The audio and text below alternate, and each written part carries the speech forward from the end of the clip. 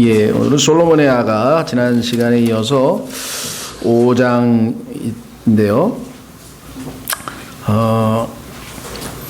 이 장으로 치면은 5장인데 실제 그 킹제임스 성경에서 문단을 나누는 표시가 있죠. 예를 들면 4장 8절에 그 문단 나누는 표시가 하나 있고, 또 4장 16절에 있고, 그다음에 5장 2절에 있고, 이렇게 되어 있습니다. 5장 9절에 있고.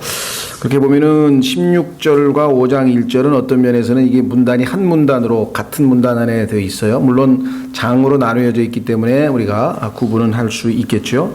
실제로 보면 16절에 신부의 초청에 의해서 17절에 신랑이 거기에 반응하는 것으로 봤을 때 두 구절을 우리가 연관시켜서 우리가 말씀을 붙여서 초청과 거기에 대한 답변 이렇게 할 수 있겠죠.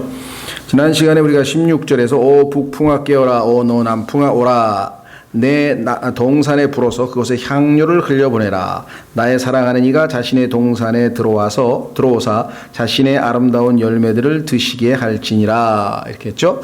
물론 이것이 교리적으로는 우리가 역시 확실하지가 않고 우리가 알기 어려운 내용들이라고 했습니다. 다만 우리가 영적으로 해석을 하자면 북풍, 성경에서 바람은 성령님과 연관이 있는데 하나님께서 우리에게 북풍을 가져다 주시든지 아마 차갑고 매서운 바람이겠죠. 또 남풍, 또 따뜻하고 위로의 바람일 수도 있겠고요. 어쨌거나 우리에게 성령님을 통해서 하나님께서 역사하실 때 우리가 신부를 비유한 그 동산에, 내 동산이죠. 내 동산에 불어서 그곳에 향료를 흘려보내라. 성령님의 역사로 우리의 삶 속에서 그리스도를 향한 그러한 그리스도의 향기가, 아름다운 향기가 흘러나가게 되기를 바란다. 이렇게 지금 얘기를 했습니다.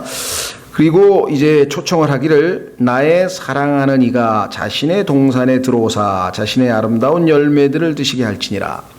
여러분과 제가 조금이라도 성령의 열매를 맺히게 된다면 그것은 이 주님을 위한 것이죠. 하나님께 영광을 돌린다. 그리고 또 다른 지체들을 위한 것이지 우리 스스로를 위한 것은 아니죠. 열매라고 하는 것은 우리가 가지라고 한다면. 자, 여기 보시니까 분명히 16절에는 내 동산이라고 했는데 앞부분에서는 그 다음에 자신의 동산이라 이렇게. 우리가 성령의 열매를 맺히더라도 실제적으로 우리를 통해서 실제적으로는 성령님께서 맺히신 열매이다 보니까, 그렇죠? 우리가 얼마든지 내 것이라고 할 수 있는 것이 다시 주님의 것이라고 하는 것을 고백할 수가 있겠죠. 그래서 자신의 아름다운 열매들을 드시게 할지니라. 그분이 맺으신 열매 아니냐, 우리를 통해서 이렇게 했습니다. 이 초청에 이제 주님께서 응하시는 장면이 1절에 나와 있습니다. 1절 전체가 보면 마치 주님께서 이 정말 초청에 응해서 하나가 되는 주님과의 깊은 교제 또는 더 적극적으로 나가서 혼인하는 모습을 또 그와 같은 친밀한 교제의 모습을 우리에게 아주 정난하게 보여주고 있는 장면이죠. 그래서 내 누이 내 정혼자야, 내가 내 동산에 들어와 내 모략과 내 향료를 거두고 했습니다. 첫 번째가 물론 들어와가 첫 번째 동사죠. 들어오셨다, 초청에 응하셨다. 두 번째는 거두셨다. 세 번째는 내 벌집과 내 꿀을 먹으며 잡수셨다. 네 번째는 내 포도즙과 내 젖을 마셨으니 이렇게 됐죠. 그리고 거기서 그친 것이 아니라 오 친구들아 먹을지어다, 오 사랑하는 자들아 마시되 참으로 풍성히 마실지어다. 참 혼인 잔치를 우리가 보는 듯한 그런 분위기라는 것을 우리가 알 수가 있죠. 신앙 생활이라고 하는 것은 우리 그리스도인들이 정말 예수님께서 말씀하셨지만 내가 곧 길이고 진리요 생명이라. 우리는 예수님께서 보여주시는 어떤 특별한 길, 도 또는 진리, 그 다음에 생명을 따로 주시는 것으로 생각하지만 사실은 답은 예수 그리스도 바로 인격이신 그분이시죠. 예. 그래서 성경도 나에 대하여 증언한 것이라고 그랬고, 신앙생활이라고 하는 것은 예수 그리스도를 영접해서 그분을 만나서 그분과 어떤 이 교제를 시작하는, 사귐을 시작하는 것으로, 그래서 그분과의 사귐을 통해서 점점 그분을 알아가는 지식에서 성장하는 것, 그것이 성경에서 신앙생활이고 영적 성장인데요.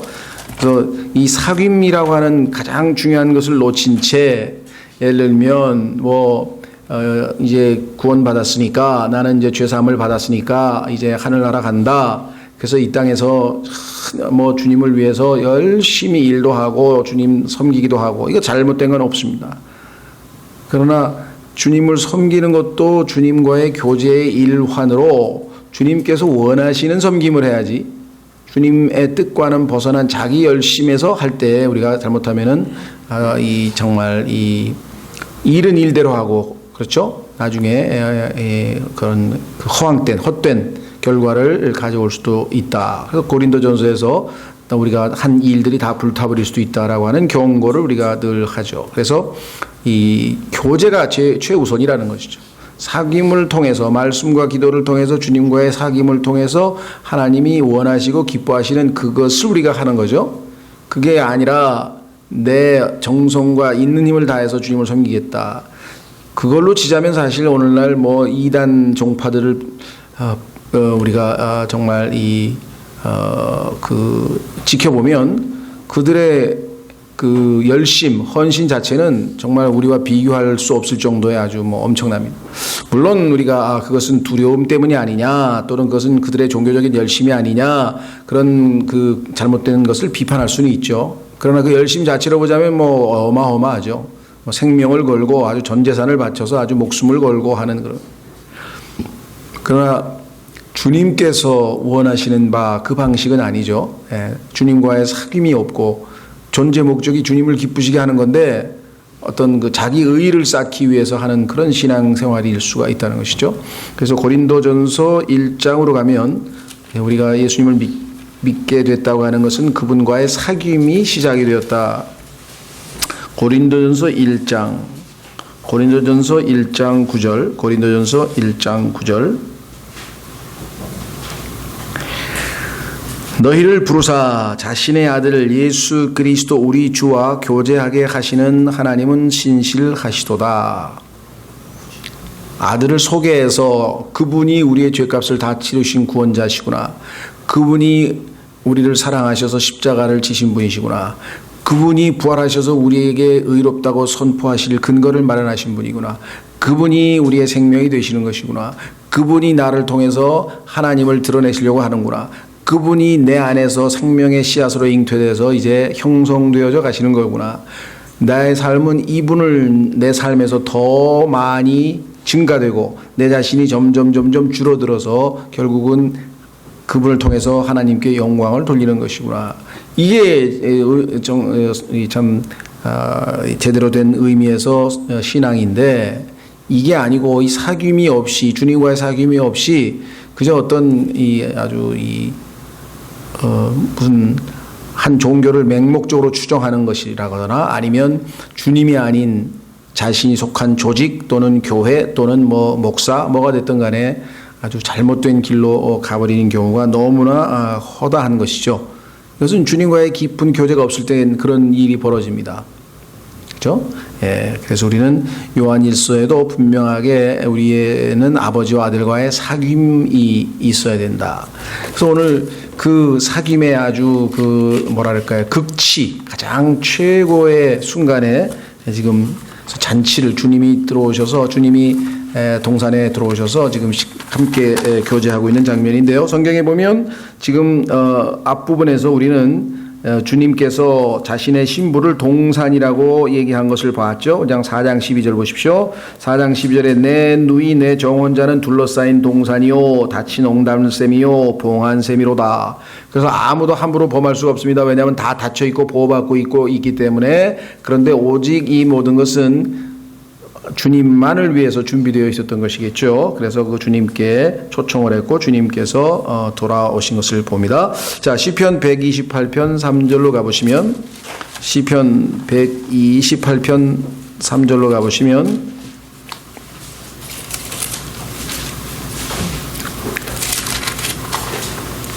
시편 128편 3절. 아내는 동산, 신부를 동산에 비유하신 주님의 그 말씀이 역시 여기에도 설명되어 있습니다. 내 아내는 내 집 곁에서 열매를 많이 맺는 포도나무 같으며 내 자식들은 내 상 둘레의 올리브 묘목 같으리로다. 저 많은 열매 맺는 그런 풍성한 동산의 모습을 우리가 볼 수가 있죠. 자, 그래서 5장 1절로 돌아오시면 내 누이 내 정혼자야. 이 문제에 대해서는 지난번에 우리가 설명을 했고요. 왜 누이라고 부르는가?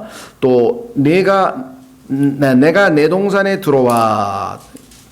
들어오셨습니다. 내 모략과 내 향료를 거두고. 자, 지난번에 이 모략과 향료에 대해서 우리가 살펴봤었죠. 주님께서 함께하면 하늘에서의 그 혼인잔치에서도 그 풍기는 모든 향기, 아름다운 향기에 대해서 2번, 3번 우리가 반복해서 우리가 살펴봤었죠. 예. 자, 그 다음에 내 벌집과 내 꿀을 먹으며, 자, 여기 보시면 벌집, 꿀, 그 다음에 내 포도주과 내 젖을 마셨으니, 이 아름다운 농원, 우리가 이제 요즘에 보면은 뭐 이 소위 농원들 많이 있죠. 그래서 거기 이제 뭐 가족 단위로 가서 뭐 이렇게 참여도 하고 실제 과일도 따서 먹어보고 막 이런 것들 우리가 보게 되는데요. 자, 분명하게 농부가 물을 잘 주고, 관계라 그러죠. 물을 잘 주어서 동산을 잘 가꾸는 것과 남편이 아내를 잘 돌보는 것, 이것이 성경에서 매치되어 있습니다. 그렇죠? 그러니까 주님께서 지금 동산에 와서 이 동산을 가꾸고 또 이 동산을 가꾸는 신부와 함께, 동산을 예표하는 신부와 함께 교제하는 것은 우리가 이 성경 곳곳에서 살펴볼 수 있는 그런 아주 아름다운 예표다. 자, 그러니까 그리스도인 가정에서는 남편이 아내에게 하나님의 말씀을 공급해서 마치 농부가 동산을 돌보듯이 돌봐야 됩니다. 돌보지 않은 동산은, 농원은 얼마 있다 보면은 황폐해져 버리잖아요. 짐승들이 찾아오고 다 이 온갖 잡초가 있고 이렇게 해서 다 황폐해져 버리죠. 이 열매 맺지 못하는 것, 즉 그리스도인 아내가 열매 맺지 못하는 것은 남편을 통해서 하나님께서 이 가꾸고자 하는 그 임무를 남편이 제대로 수행하지 못했을 때, 그렇죠? 그건 아주 중차대한 책임이 있다. 그렇습니다. 자, 이사야서 55장으로 가보시면 하나님의 말씀은 분명하게 농사 짓는 것과 연관을 시켜서 분명하게 하나님께서 말씀하셨습니다. 이사야서 55장. 이사야서 55장 10절. 이사야서 55장 10절. 비와 눈이 하늘에서 내려와 거기로 되돌아가지 아니하고, 그냥 돌아가진 않아요. 뭔가 임무를 띠고 왔어. 이 땅에 하늘에서 비와 눈과. 무슨 임무냐? 땅을 적셔서 땅이 열매를 맺게 하고 싹을 내게 하여 씨 뿌리는 자에게 씨를 주고 먹는 자에게 빵을 주게 하는 것 같이. 비와 눈이 하는 그 기능을 하나님께서 설명하시면서, 자, 뭐뭐 같이라는 표현이 나오면 성경에서 우리에게 뭔가 하나님께서 가르쳐 주시려고 하는데 비유법을 사용하시는 거죠. 뭐뭐 같이, 그러면 항상 우리에게 뭔가를 가르쳐 주시기 위함입니다. 뭘 가르쳐 주시려고 하느냐? 11절이 답이죠. 내 입에서 나아가는 내 말도 그러하여 그것이 헛되이 내게로 되돌아오지 아니하고. 여러분께서 하나님의 말씀을 입에서 발설했다 하면은 그것은 결코 헛되이 돌아오는 법이 없다.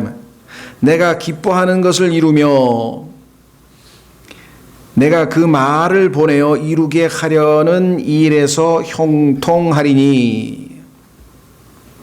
자, 그러니까 하나님의 말씀도 하늘에서 내리는 비와 눈이 열매를 맺어서 빵을 사람들에게 만들어주는 것처럼 우리 안에서 역사해서 그 하나님의 말씀이 우리를 통해서 아름다운 열매를 맺게 된다. 그런 말씀이죠. 예. 고린도전서 14장 35절로 가보겠습니다. 고린도전서 14장 35절.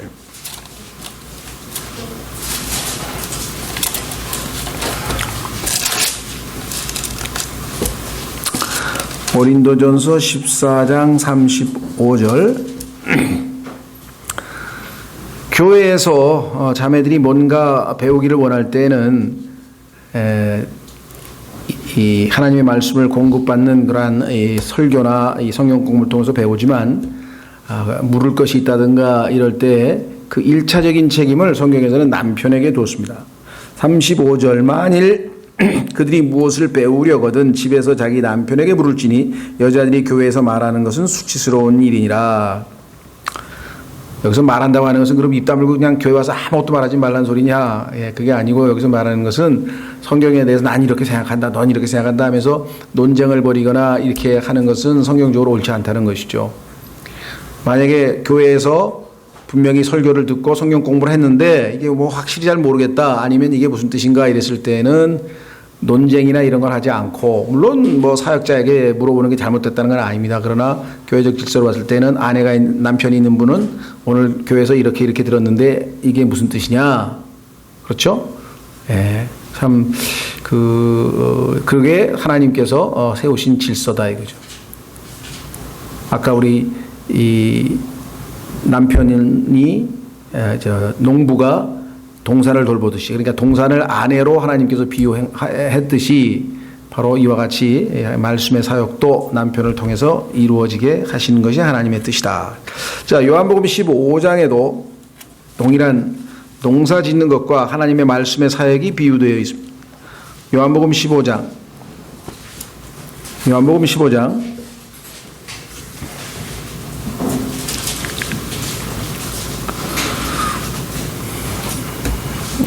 1절부터 보시면 나는 참 포도나무여 내 아버지는 농부시니 내 안에서 열매를 맺지 아니하는 모든 가지는 그분께서 제거하시고 열매를 맺는 모든 가지는 깨끗하게 하사 그것이 더 많은 열매를 맺게 하시느니라. 이제 너희는 내가 너희에게 일러준 말로 깨끗하게 되었으니, 말이죠, 말. 지금 1절 2절에 농사 짓는 것과 하나님의 말씀의 사역이 항상 비유되어 있죠. 예. 내가 너에게 일러준 말로 깨끗하게 되었으니 내 안에 거하라 나도 너희 안에 거하리라. 가지가 포도나무 안에서 안에 거하지 아니하면 스스로 열매를 맺을 수 없는 것 같이 너희도 내 안에 거하지 아니하면 더 이상 열매를 맺을 수 없느니라. 하나님의 말씀을 통해서 열매를 맺는 것과 농부가 농사를 지어서 아름다운 열매가 맺는 것과 비유되어 있죠. 솔로몬의 아가서에서도 왜 아내를 신부를 동산에다가 비유했는지, 거기에 있는 나무들에다 비유했는지 이해가 되시죠? 자, 7절에도 마찬가지. 15장 7절 요한복음, 너희가 내 안에 거하고 내 말들이 너희 안에 거하면 너희가 원하는 바를 구하라. 그러면 그것이 너희에게 이루어지리라. 너희가 열매를 많이 맺는 것, 이것으로 내 아버지께서 영광을 받으시나니 이로써 너희가 내 제자가 되리라. 하나님의 말씀이 거함으로 말미암아 열매 맺는 것, 그럴 때 하나님께서 영광을 받으시고 제자로 우리가 받아들여질 수 있다. 그렇죠? 그래서 베드로전서 3장 7절에 보면은 아내를 더 약한 그릇이란 표를 썼어요. 동산도 농부가 돌볼 때만 아름답게 가꾸어지듯이 마찬가지입니다. 이 아내들이 거칠어지고 또 이렇게 정말 이 성경의 말씀대로 하면은 성령의 열매를 맺는 그런 아름다운 삶이 되지 못하는 것 중에 가장 큰 책임은 돌봄의 책임이 있는 남편 책임이라고 성경은 말씀한다 이 말이죠. 그렇죠? 네. 대부분 우리나라의 지금 상태가, 우리나라에 지금 보니까 남편보다 여자들이 성경을 더 잘 알아. 그러니 여자가 성경 물으면 왜 나한테 물어봐? 저기 목사한테 물어보든지 이렇게 얘기된다는 거죠. 그러니까 하나님께서 세우는 성경적 질서가 깨트려지니까 자매가 열매를 못 맺는 거지. 그렇죠? 이게 의외로 간단해요. 성경에 써 있는 법칙은 하나님이 정하신 법칙이기 때문에 바뀌질 않아.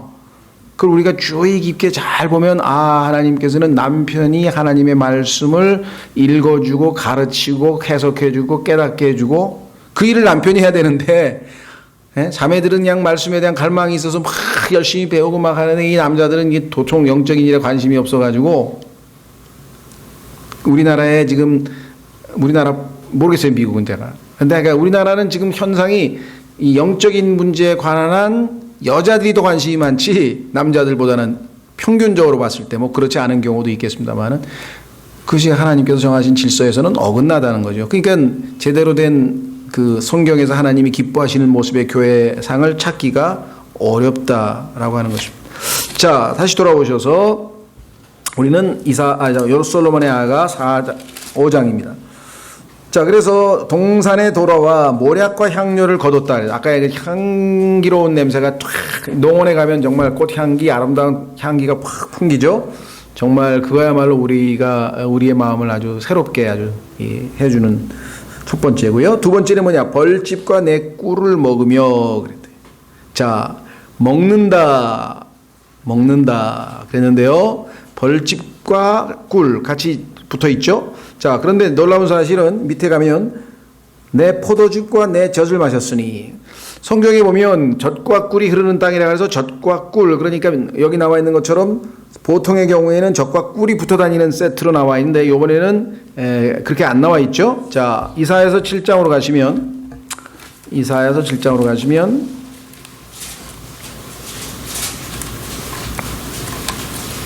멀리 가실 거 없습니다. 그 솔로몬의 아가서 바로 다음이 이사야서예요. 이사야서 7장.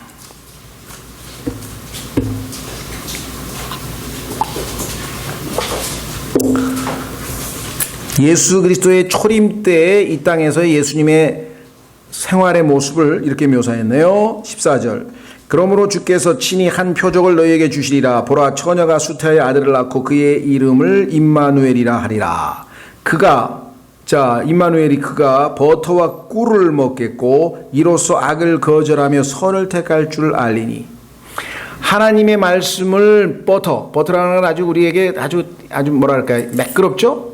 그 다음에 꿀, 달콤하죠? 그러니까 하나님의 말씀이 우리 삶을 윤택하게 아주 풍성하게 만들 경우에는 그 결과로 어떤 일이 벌어지느냐? 악을 거절하고 선을 택할 줄 안다. 이 아이가 악을 거절하고 선을 택할 줄 알기 전에 내가 몹시 싫어하는 그 땅이 자기의 두 왕에게 버림을 받으리라.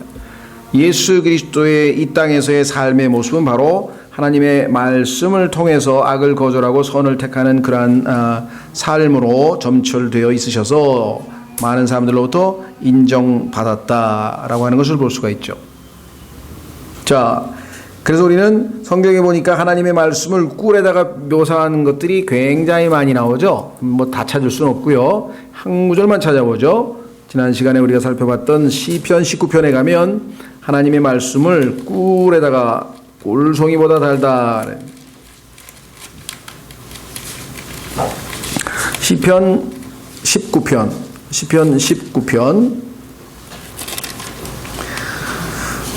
10절. 시편 19편 10절에 그것은 이제 하나님의 말씀에 대한 얘기죠. 금보다, 참으로 많은 정금보다 더 사모해야 할 것들이며 또 꿀과 벌집보다 더 달도다. 꿀과 벌집이 여기서 역시 붙어 나와 있네요. 자, 다시 돌아옵니다. 솔로몬의 아가 5장. 그 다음에 거두고 먹고, 그러니까 주님과의 교제의 내용이 세 가지가 나와 있어요. 하나는 거두는 거예요. 그러니까 향기를 거둔다는 얘기고, 두 번째는 먹는다고 했고, 세 번째는 마시는 거네요.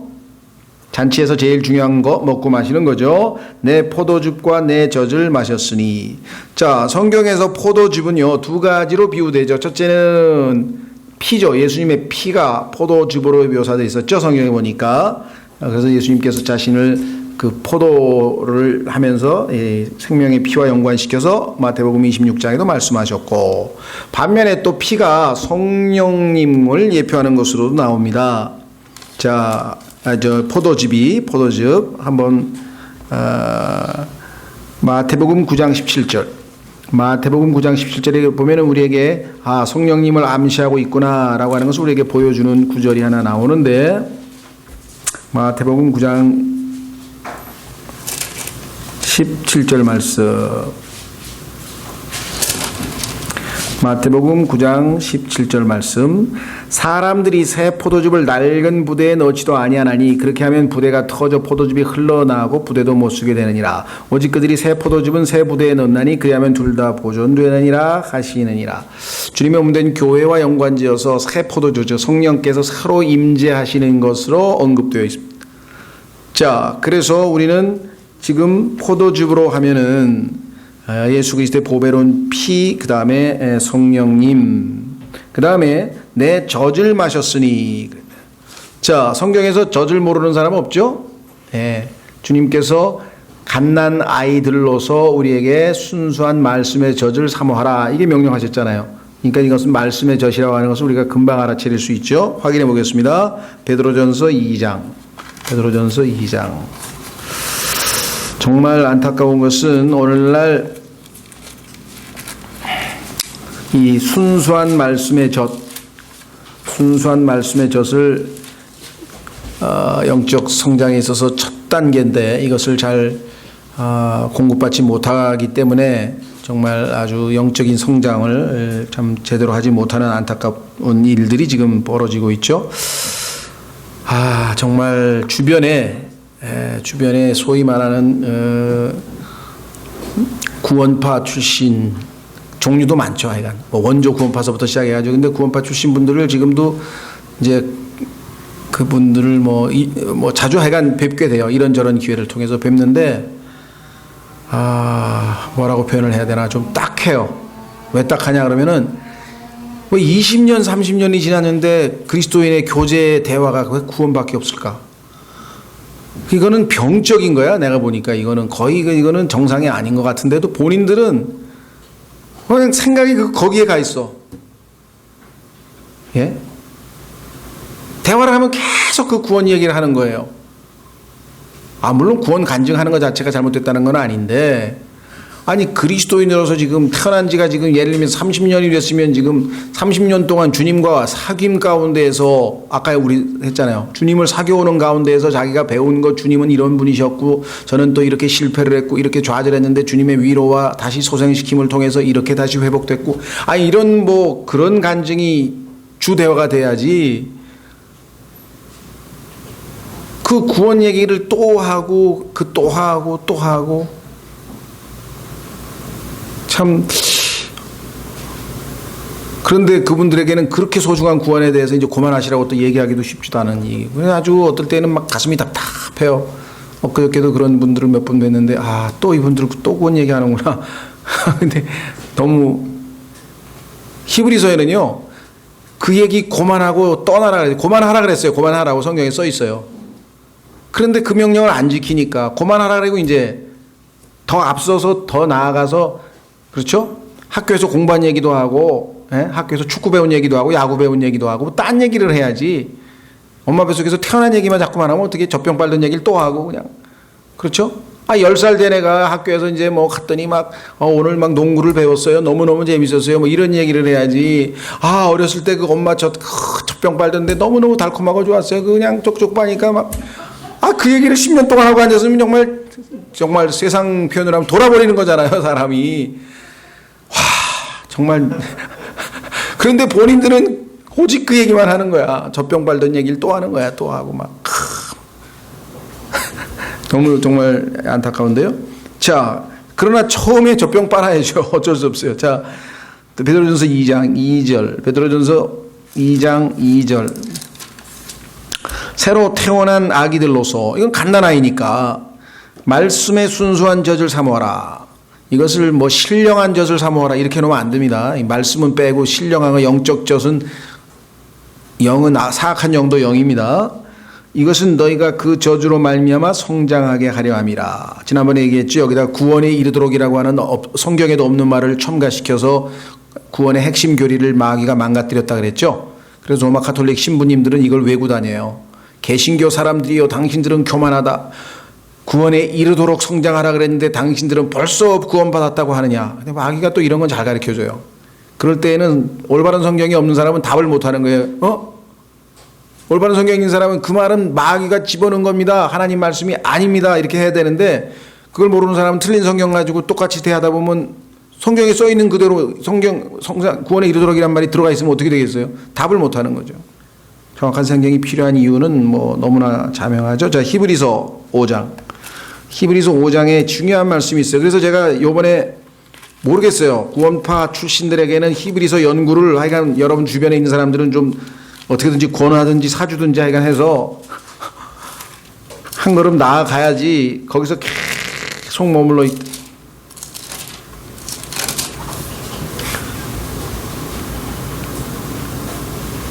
자, 히브리서 5장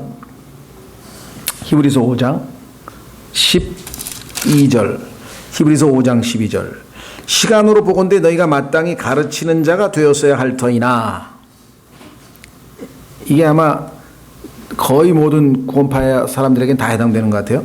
하나님의 말씀들의 첫째 기초 원리들을 남에게 다시 가르침을 받아야 할 필요가 너희에게 있나니 너희가 단단한 음식이 아니라 젖을 필요로 하는 자가 되었도다. 젖을 필요로 하는 나이는 정해져 있잖아요. 우리는 만 2살 정도면 되나요? 만 2살 정도면 이제 젖은 더 이상 안 먹어야 되는데, 젖을 사용하는 자마다 갓난아이이므로 의의 말씀에 능숙하지 못하니라. 그러나 단단한 음식은 장성한 자들에게 속하나니 그들은 그것을 사용하여 자기 감각들을 단련시킴으로써 선악을 분별하느니라. 자, 6장 1절 보세요. 그러므로, 자, 젖만 먹지 말고 단단한 음식도 먹어야 된다. 그러므로 우리가 그리스도의 교리의 기초 원리를 떠나, 12절에서는 뭐랬습니까? 기초 원리들을 또 배워야 돼? 아니지. 떠나라 그랬잖아요. 이제 그만. 기초 원리들을 떠나. 그렇죠. 이사야서 28장에서는 뭐라 그랬어요? 어머니 젖가슴에서 물러나라 이거 이제. 젖을 떼야 그 다음에 뭐 밥을 먹든지 무슨 밀을 먹든지 맘마밀을 먹든지 할 거 아니에요. 젖을 떼야 되는데 안 뗀다 이 지금. 떠나 완전함으로 나아가서. 구약에서도 떠나라 그랬고 어머니 젖가슴을. 여기도 뭐예요? 떠나 완전함으로 나아가서. 이 떠나란 말이 분명하게 있는데도 불구하고 왜 안 떠나고 죽은 행실로부터의 회개와 하나님을 향한 믿음과 침례들에 의한 교리와 안수와 죽은 자들의 부활과 영원한 심판의 기초를 다시 놓지 말지니라.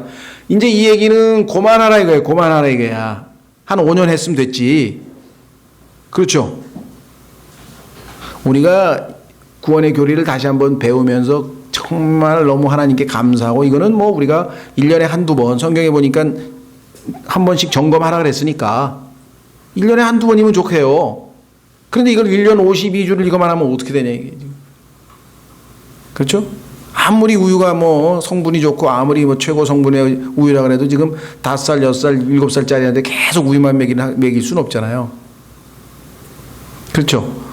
그래서 얼마 전에 보니까 그 구원파 비슷한 분 한 분 나타나는 거 보니까 모든 걸 우유에다가 먹더만. 그냥 밥도 우유에다 말아먹고 그냥. 그 사람은 오직 음식이 우유밖에 없어. 야, 또 희한한 분이 계시대. 이 세상에도 그런 사람이 하나 있더라고. 뭐 기인 비슷한 사람이. 자, 그래서 우리는 젖은 물론 당연히 어른들도 우유 마시면 건강하게 좋죠. 그럼 우리 필요할 때 마셔요. 그런데 주식은 아니에요. 주식은 분명히. 그렇죠. 자, 다시 돌아옵니다. 그래서 풍성한 잔치가 벌어졌습니다. 오 친구들아 먹을지어다. 오 친구들아 먹을지어다. 자, 성경에 보니까 우리가 누구의 친구입니까? 우리가 예수 그리스도의 친구라고 주님께서 말씀하셨죠? 한번 확인해 보겠습니다. 요한복음 15장. 요한복음 15장에 가면은 예수님께서 이제 너희는 더 이상 종이 아니고 친구다 하면서 이제 친구로서 제자들을 대하시겠다는 말씀을 했는데요. 요한복음 15장 13절. 요한복음 15장 13절에 아무에게도 자기 친구들을 위해 자기 생명을 내놓는 것 이것보다 더 큰 사랑은 없도다. 무엇이든지 내가 너희에게 명령하는 것을 너희가 행하면 너희가 나의 친구니라. 이제부터는 내가 너희를 종이라 하지 아니하리니 종은 자기 주인이 하는 것을 알지 못하느니라. 오히려 내가 너희를 친구라 하였나니 이는 내가 내 아버지께 들은 모든 것을 너희에게 알려주었기 때문이라. 그렇죠? 예, 친구. 그 다음에 사랑하는 자들. 친구들이 누군가 사랑하는 자들. 먹을지어다 마실지어다 그것도 풍성히 마실지어다. 그렇죠?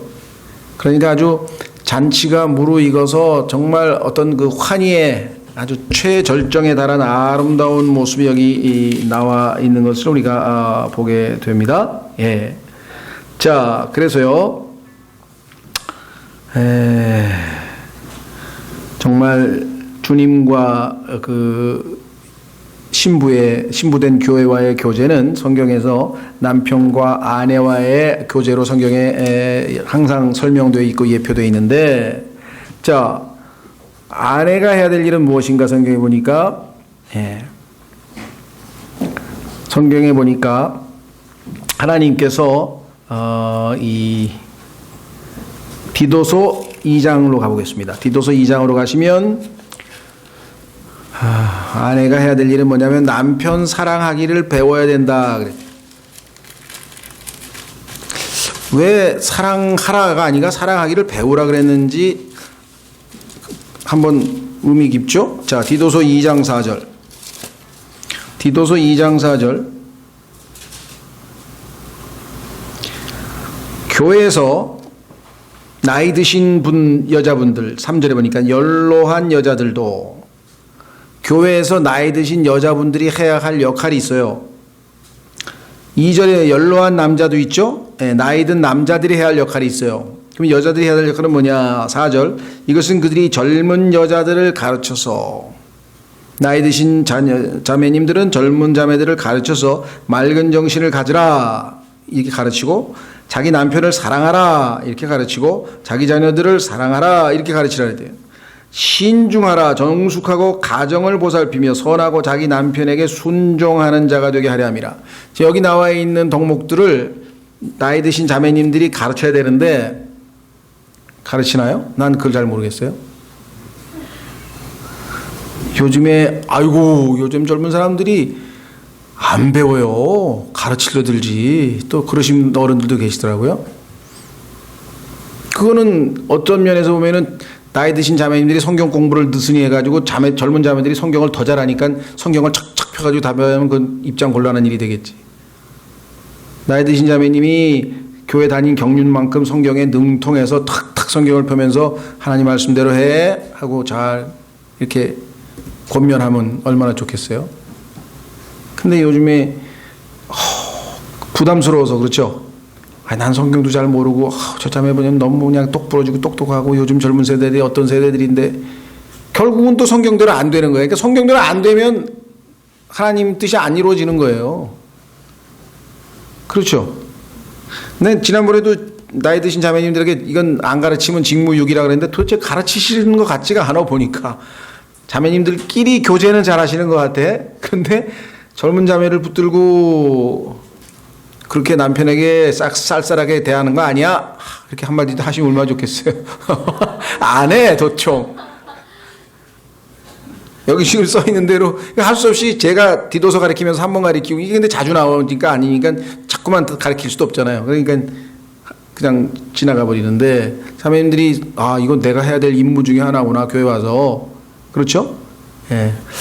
하여간 그 다음에 여기 나와 있는 순종 나왔었고요. 그 다음에 돕는 배필로서 역할을 해야 되고, 반면에 남편은 어떻게 되느냐? 하나님께서 아내를 사랑하라고 했죠. 그 다음에 존중해 주라 그랬죠. 그 다음에 보호해 주고 잘 먹이고. 이것은 교회를 그렇게 해주신 예수 그리스도의 역할을 남편이 해야 된다는 것이겠죠. 그러니까 남편도 사실 지금 그 역할을 못해요. 그러니까 사실은 하나님의 말씀에 대한 불순종으로 인해서 하나님께서 순종을 통해서 이루고자 하는 아름다운 교회 모습과 가정의 모습과 이 모든 것이 지금 다 안 이루어지는 것은 불순종이고, 불순종은 사실은 불신입니다. 하나님을 믿지 못하기 때문에 우리가 순종을 제대로 안 하는 거죠. 설마 이게 될까? 이론과 실제는 다르다는 얘기죠. 이론은 이론이고, 그래서 정말 우리가 머릿속으로 들어오는 말 중에서 하나님의 말씀을 100개를 배웠다. 그러면 한 개나 실천하나요? 난 잘 모르겠어요. 비율이. 10개만 실천해도 아마 교회가 너무너무 아름다워지지 않을까 싶은데요. 확인해 보겠습니다. 데살로니가전서 2장. 이 구절을 그렇게 강조하고 얘기를 저도 제 자신도 실천을 별로 못하니까 드릴 말씀은 없는데, 그래도 또 강조하지 않을 수 없는 게 이게 답인데 어떡하겠냐 이게. 자, 데살로니가전서 2장 13절. 이런 까닭에 우리가 또한 하나님께 끊임없이 감사를 드림은 너희가 우리에게서 들은 하나님의 말씀을 받을 때 그것을 사람들의 말로 받지 아니하고 하나님의 말씀으로 받았기 때문이니 진실로 그러하도다. 그 말씀이 또한 믿는 너희 안에서 효과 있게 일하느니라. 하나님의 말씀을 듣기는 들었습니다. 자, 여기서 지금 믿는다는 얘기는 지금 여기 우리 예수님 안 믿는 사람 누가 있어요? 다 믿는 사람이지. 우리는 빌리버인데 믿는 사람들인데, 그런 의미가 아니고 구원받을 때 믿었던 그거 말고 매일매일의 삶에서 하나님의 말씀을 배우고 듣는 그 순간에 그걸 믿느냐 이 말이죠. 그렇죠? 오늘 하나님의 말씀에 연로한 여자들은 젊은 여자들을 이렇게 가르치라. 믿으면 어떻게 돼요? 가르쳐야 될 거 아니에요. 근데 안 가르친단 말이야. 안 믿는단 말이야. 그러면 그 말씀이 효과를 나타내지 못할 거 아니에요. 그렇죠? 저기 나와 있잖아요. 믿는 너희 안에서 효력 있게 일하느니라. 하나님의 말씀을 들었다. 하나님은 모든 위로의 하나님이시고 위로자이신 성령님께서 우리 안에 들어오셔서 모든 위로를 우리에게 해주신다. 모든 상황에서. 그런데 자기가 지금 낙담해가지고 좌절해 있는 상황에서 그 말씀을 읽고도 전혀 위로가 안 된다. 이유는 뭘까요? 왜 효과가 안 나타나? 하나님의 말씀에 분명히 하나님은 모든 위로의 하나님이시고 우리를 모든 상황에서 위로하신다 그랬는데 하나님 말씀을 읽었는데도 나한테 위로가 안 돼. 그 이유는 뭐예요? 여기 나와 있잖아요. 효과가 없는 이유는 믿지를 않으니까. 그래, 하나님께서는 전능하시니까 온 세상 다 위로하실 수 있을지 모르지만 지금 나의 이 괴로움은 이해 못하셔. 그러니까 위로가 안 되는 거지. 하나님 말씀을 안 믿는 거 아니에요. 그렇죠?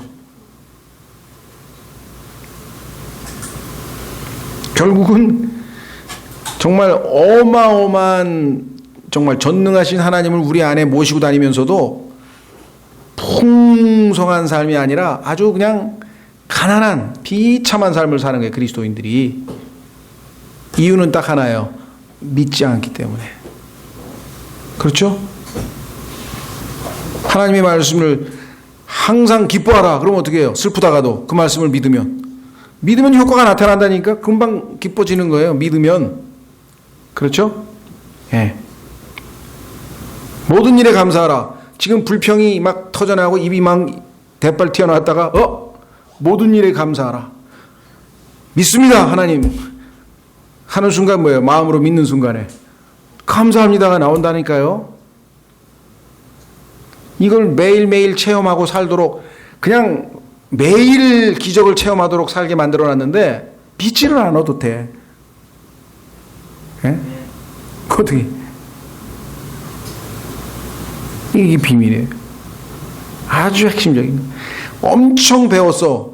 그런데 머리에만 계속 머물러 있어 말씀이. 근데 믿기는 마음으로 믿으라 그랬어. 그러면 머리에서부터 심장까지 20cm 안 내려가 이게. 이쪽으로 듣고 이쪽 귀로 다 나갔어. 그러면 적어도 100개를 들었으면 한 서너 개라도 지금 밑으로 내려가서 가슴에 가서 마음으로 믿어서 열매가 나와야 될 거 아니에요. 효과가 나와야 될 거 아니에요. 그렇죠? 그런데 왜 실컷 불순종하고 살다가 요한일서 1장 9절하고 히브리서 4장 가가지고 용서받는 거기만 가서 꼭 효과가 나타날까? 아이고 참 희한하네. 단 데는 효과가 안 나타나다가 용서받는 거기 가면 그냥 효과가 나타나. 그 말씀은 그냥 마음에 콱 와닿아. 아이고 자백하면 용서받는다 그랬지, 깨끗해진다 그랬지. 이게 지금 내가 볼 때는 아주 딜레마 중에 딜레마예요. 그리스도인. 그러죠? 최후의 보루로 있으니까 너무 다행이긴 한데, 그렇잖아요? 최후의 보루가 있긴 있는데 그보다 훨씬 더 우리가, 하나님께서는 우리를 더 행복한 그리스도인으로 만들어 주시기 위해서 말씀을 믿는 그 순간에 바로 효과를 내시겠다 그래요. 여러분 어떠세요? 여러분은 어떠신지 모르겠는데 저는 다행히 목이 불편할 때 이 도라지환이 1시간이면 효과가 나타나요. 머리가 아플 때, 이거 또 특정 약품 소개하면 안 되는데, 하여간 전 펜자를 먹어야 다른 약은 잘 안 들어. 타이노레이고 뭐, 하여간 펜자를 먹으면 1시간 안에 즉시로 하여간 이 통증이 없어져. 효과가 있다는 거죠, 효과. 그렇죠? 근데 하나님 말씀이 마찬가지예요. 내가 지금 막 괴로워. 너무 막. 그런데, 하나님께서 내 안에 지금 내주하고 계시지. 전능하신 하나님께서 나의 모든 것이 되신다 그랬다. All in all. 모든 것 안에 모든 것 되시는 분. 내가 슬퍼야 될 이유가 없잖아. 왜? 이 세상에 있는 게 다 내 거라고 성경에 말씀하셨잖아. 근데 나는 왜 이렇게 비참하게 가난하게 살아야 될까? 그래서 그 하나님의 말씀을 아멘 믿습니다 하는 순간에 금방 내가 기쁨을 되찾는다 이게. 힘을 얻는다 이게. 그렇죠? 예. 너무나 아주 쉬운 어떤 그 답을 가지고 있는데도 불구하고 이게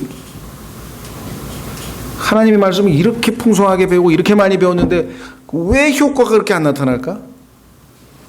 그렇죠? 예, 뭐 잘못된 걸 먹어서 그럴 수도 있겠죠. 이 양 뭐 아무리 좋은 양이 뭐 건강식품 다 가짜 이만큼 움켜 먹어가지고 다 먹어봐야 그러면 효과도 없겠지만 제대로 된 약을 먹었으면 효과가 날 거 아니에요. 예, 하나님 말씀에 예수 그리스도께서 오시는구나. 그죠? 예, 그날 내가 영광스러운 모습으로 주님 앞에 서게 되는구나. 금방 우리가 힘이 솟아나잖아요. 그렇죠? 예, 잊지 마십시오. 듣고 머리에 담았다 그래가지고 효과가 나타난다 그러지 않았어요. 하나님께서는 그 말씀을 믿는 순간에 효과가 바로 나타나는 거예요. 바로. 그죠? 자, 그래서 오늘 주님과의 풍성한 교제, 남편과 아내와의 관계에서 동산을 돌보는 농부의 그것과 참으로 말씀으로 아내를 돌보는 남편의, 그래서 참으로 이 아름다운 교제 가운데 아름다운 혼인, 아름다운 부부의 모습을 우리가 하나님 말씀 통해서 살펴보았습니다. 예, 다음 시간에는 이제 신부의 아주 그 마음을 우리가 한번 또 공부할 수 있는 기회가 있었으면 좋겠습니다. 오늘 시간 여러분과 저에게 주신 말씀 통해서 정말 주님과 더 친밀하게 가깝게 교제할 수 있도록 주님, 제가 다른 것에 세상의 그 어떤 것들에 쉽게 마음 빼앗기지 않고 오직 주님과의 교제 가운데 주님, 제가 저를 통해서 열매를 맺으시고 그 열매를 통해서 주님이 많은 영광과 기쁨을 많이 누리실 수 있도록 우리의 삶이 그런 복된 삶이 될 수 있도록 다 같이 기도하겠습니다.